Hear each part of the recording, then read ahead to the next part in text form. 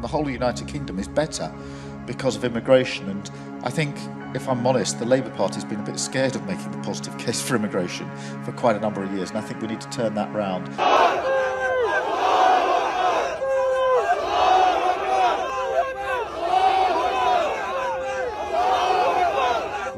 Well, you know, didn't your mother ever tell you you can have too much of a good thing? Looks like the UK's eyes were bigger than its five-star hotels, I guess. Anyway, fear not, for our dear leader Sir Keir Starmer has got things under control. He's putting his foot down, all right? He's had a major reshuffle of his cabinet following the untimely resignation of our very entertaining Deputy PM, Angela Reda. Muslims have been a part of Britain for centuries. Yep. No sooner than Angela's ashes had been scattered was Keir Starmer replacing her brutally with the very shrewd and perspicacious David, the all-seeing eye, Lammy. It's not around you. We haven't seen a police while I've been here, and I've been here for a little while now. What was the married name of the scientists Marie and Pierre who won the Nobel Prize for Physics in 1903 for their research into radiation? Antoinette. Curie. James Gandolfini played a mafia boss called Tony in which American television series? Godfather. The Sopranos. Which variety of blue English cheese traditionally accompanies port? Leicester. Stilton. Who acceded to the English throne at the age of 9 on the death of his father Henry VIII in 1547? Henry VII. Edward VI. In chemistry, what French word is used for a tube for transferring measured amounts of liquids? Pass. Well, you never know. Maybe he's a useful idiot. Look, the point is, Sir Keir knows what he's doing, all right? He's had it up to somewhere around here, around the top of his bloated midriff, all right? He is not taking no for an answer no more. You don't know Sir Keir when he's angry, all right? Sir Keir gets what Sir Keir wants. Immediate ceasefire in Gaza, the return of the sausages, the hostages. Scary stuff. And Keir is being just as ruthless in this reshuffle as he ever was in any hostage negotiations with Hamas. Don't you love a reshuffle, by the way? You know, when the Prime Minister, after a couple of years, goes, you're not really doing great with the hospitals. Try the borders. Sort the border out. Anyway, the cherry on the icing on the top of this reshuffle pie is our new Home Secretary. There she is, swearing allegiance to the Quran. Islam, my own religion. Like a lot of practicing Muslims, my faith is the most important thing in my life. It is the absolute driver of everything that I do. Shabana Mahmood. I'm sure she'll sort everything out. Don't judge a book by its cover. Especially not the Quran. Who's Daniel Boland?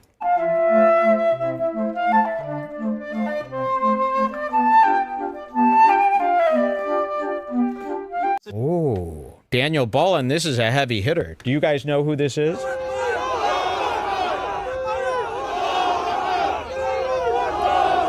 Now, for those of you who've been watching this channel long enough, you will know that I never judge a book by its cover. You know, there's nothing I hate more. But I'm just thinking this, right? From an optics point of view, is this the best appointment? You know, at a time of great social unrest in the UK, when there are protests up and down the land stemming from fear and discontent with the way our border is being managed. You know, all the unvetted military-age men coming across on the dinghies every day in the hundreds, if not thousands at times.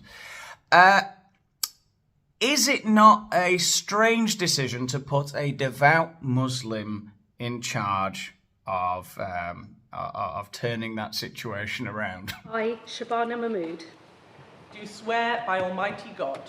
do swear by Almighty God.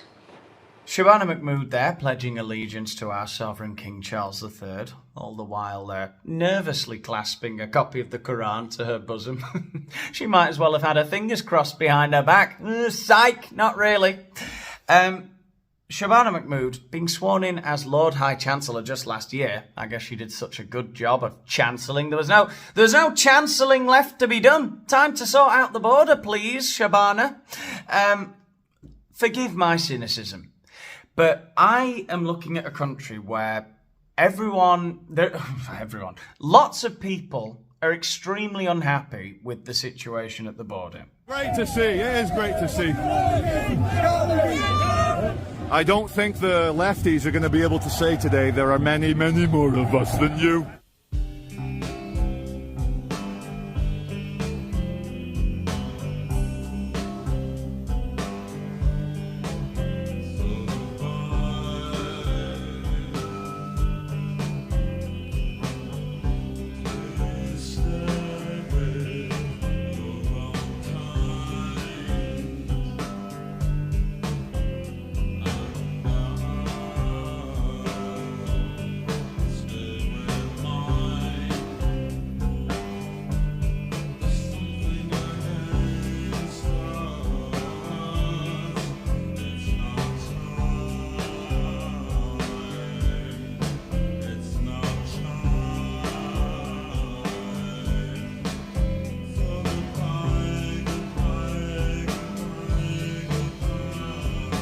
Lots of people are extremely unhappy with the situation at the border, with the unvetted immigration of mostly military-aged young men into the country every single day. Boats arriving, don't know who they are. They're in hotels. They're in our areas, and there's havoc. There's mayhem.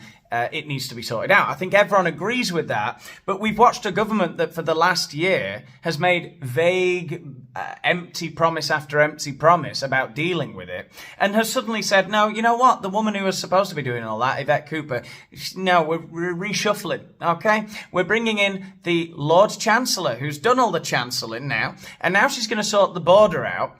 And do you know who she is? She's a devout Muslim who speaks effusively about Palestine and her faith constantly. My faith is the most important thing in my life. It is the absolute driver of everything that I do. So many of the MPs, particularly on the government benches, had to stand up and say, I have received many emails from my constituents about this issue. So please keep up the pressure on your members of parliament. Go to their advice surgeries, take 20 people with you and ask them to justify their views on Palestine. I'm just here, it's Saturday afternoon, a peaceful protest outside of a Sainsbury's store here in central Birmingham, and it's 3:30 and the store has actually just shut as a result of the peaceful protest. That's about 4.5 hours worth of business that Sainsbury's is losing for supporting goods from the Israeli settlements which are illegal under international law. Call me crazy, but I'm not sure that Shabana Mahmood is the ideal candidate to stop the boats. You know, yeah, I know we've kind of sleepwalked into this scenario now, where in democracies we kind of expect, look, you vote for the party, and the guy who's running the party and his mates sort of pick their mates. They assign them to roles. They give them ministries for which they have no expertise or passion of any kind. And we just kind of go, well, whatever, that's fine. It's mental, but that's the way it is. But surely this is a bridge too far. You know, the people that you see holding the English flag most of the time, down my neck of the woods, will be the EDL, and they are white and they are male and they're bad people, and they want to divide our communities from one another. They're white, they're male, and they're really bad people. These unremarkable, passionless people in politics. It's terrible, isn't it? And that is what she is, by the way, unremarkable. Don't believe all the hype about her being an Oxford grad lawyer. No, I've looked at her resume. She worked for a total of 4 years between graduation in 2003 and 2007, when at 27 years of age, she remembered suddenly, oh yeah, shit, my dad's the chair of the Birmingham branch of the Labour Party. I'll just head up back home and get into politics with Papa. You see, these people know that they're not going to excel at anything, and will, therefore, say anything to slime their way to the top. How many times have I said similar things in other videos? How many times are we going to see these people not getting called out for what they are? Oh, no, she's a remarkable, talented lawyer from Oxford. No, no, no, no. She is a specialist in sleaze and backslapping and getting her foot in the door. So I'm sure she'll say all the right things now, just as before she said all the right things then. We must build prisons on a historic scale, deport foreign national offenders faster than ever, and speed up our courts. Yet still, despite all that, we must reform sentencing too. Well, I couldn't trust you as far as I could throw you, Shabana. But I don't know if there is any sincerity in any of the things that you're saying. Then, if I were you, I'd get a bit of a move on. Because I feel like the people are at the end of their tether. You know, after years of being told that everything they were seeing with their own eyes was nonsense, the gaslighting, it was all right-wing propaganda. You know, the fact that your life is tangibly worse, that everything's less affordable, that everything's dirtier, that's nonsense. We've moved past that stage to the empty promise stage, where you're all going, yeah, you're right, it all happened. The gangs, the uncontrolled immigration, it is basically all military age men. You've admitted it all now, but what are you going to do about it? Because at the moment, still between 30 to 40 people are getting arrested every day in the UK because of mean tweets. Girls are getting arrested for being unaccompanied in McDonald's. No, you went for a run.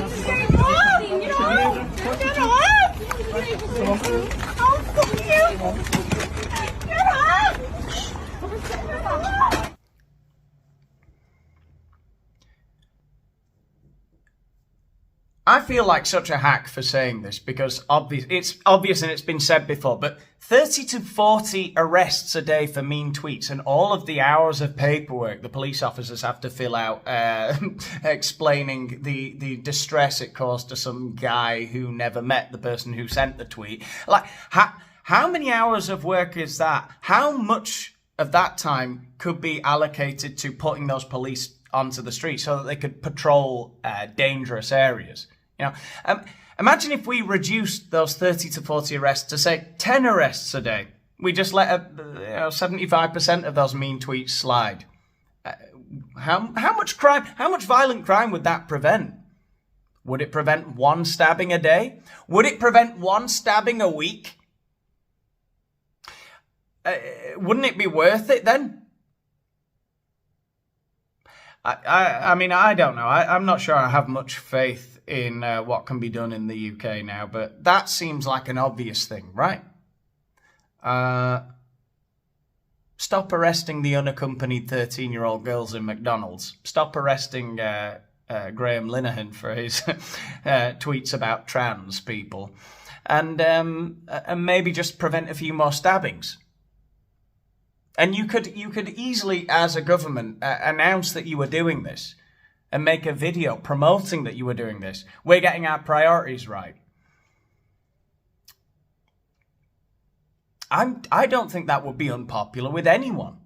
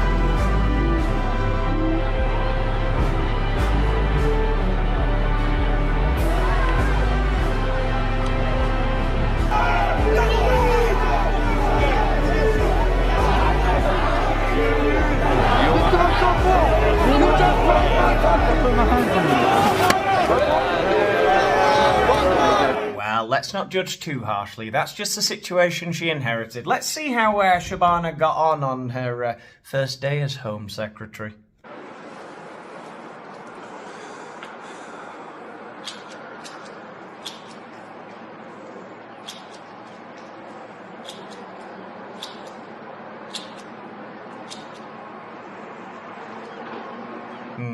Well, not ideal, I guess.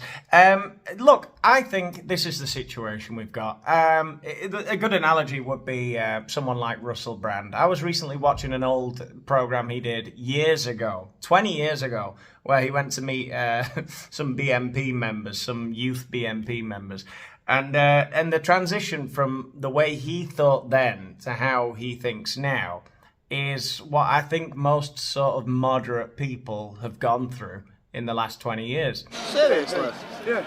Basically, BNP, all we want is like not for our culture and heritage to be eroded by like mass immigration or whatever. Some people want to integrate and be part of British culture, you know what I mean? They're here today. Others don't. Others go and riot in places like Oldham and Burnley, destroy the town. That's what you believe in. They're living with it. Walk away because you're wrong. We're right. No, we don't need to argue this. We came up here to demonstrate that. We came up to demonstrate Chris, that. do not sign that release form. Bring over whoever you want. Bring over Hitler himself. It don't matter. You ain't got nobody that can beat the truth. Come on, what's up? What's up? What's up? I'm not doing anything more with you. Go away. What's the matter? What's the matter? What's the problem, Mark? I didn't even understand what was going on. What happened? The two blokes walked over, and what do you know? They think it's wrong to be racist. I'm sorry about that, Mark. That's the world you're living in. What you believe is fundamentally wrong. You're going to come up against opposition. That's going to happen. If you want to believe in that stuff, mate, be prepared for the people around you to reject you. You may have got a little bit of local celebrity out of it, and congratulations, but let me tell you, this is the end of the road, because what you believe is wrong. Huh? What's up? Did they embarrass you? Are you embarrassed? You just set us up with a couple of muppets. They just walked over. They're nice fucking guys. I've never spoken to them before in my life. They walked over here. They live in Asian communities. They think that what you believe is wrong. That's going to happen, mate, because you are wrong. Go home. Go back to London. Go home, Russell. So you told us that you wanted to come up here to make a politically neutral documentary. No, I can't be neutral, mate. It's too important. I'm not going to let you destroy my fucking planet. I love people. I'm not letting you fucking planet. Yeah. What? Well, you seem to be. You start so neutral and so sympathetic. You stand there and start using abusive language, effing and blinding. Yeah, it's my language. What sort of rational debate is that? Start effing and blinding. Well, I'll say whatever. Like a common peasant. What's wrong with you? I'm a working class person, mate. It's the language I speak. I'm sorry if it offends you. Oh, you're really working class. You are. But mate, honestly, all we want to do is save our way of life, yeah? What is your way of life? During 2003, there were 8,000 rapes. 2003, Russell, there was 8,000 rapes. 2023, there were 88,000 rapes. What's changed? I know what's changed. You can do the demographics from Islamic immigration into Sweden, and there's a graph that correlates. It's the same for Britain. Yeah, there is and when we look at the statistics in the UK, Muslims make up, as I said, 5 or 6% of the UK population. 84 to 90% of the convictions for rape of children is Muslim men. So what if we had these truths? Are they going to stop it? Are they going to stop being hostile? There's these problems. I'm not saying all of them, bruv. I'm not saying all of them. But what I'm saying is that this utopia idea, it just doesn't work. It's not there. I'm actually not pursuing utopianism because I think that's a sort of a terrifying idea, actually. But what I believe in is Christ and Christianity. I recognise your anger, and every single one of those examples and stories is appalling in its own way. And as a father of daughters, I couldn't be more sympathetic to your protective instinct. Your desire to fight and protect is extremely admirable. And as someone that's been accused of I'm like, my God, it's so extraordinary that these stories involve the rape of women and the abuse of children, and that the media and judiciary appear in ways that don't quite make sense, appear to be masking and controlling this information and the understandable outrage around it.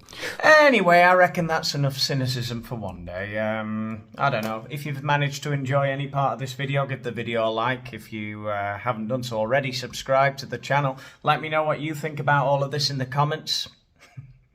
In the echo chamber, and follow me on X, follow me on Instagram. It's under this video and in the pinned comment, and join my Patreon if you want some access to some exclusive videos which I make from time to time. I can show you what I've been doing in Amsterdam for the last few days. That'll be my next video on Patreon, I guess. Anyway, what else is there to say? Nothing else. I'll leave you with the outro, and I'll see you in the next one. Bye. I'm calling out James Cleverly. this morning. And I'm saying, James, you let the side down with that joke. I can't believe you made that joke, even in private. And yeah, it probably shouldn't have been reported because it was in private. But what a poor joke to make in private. Really? In 2023?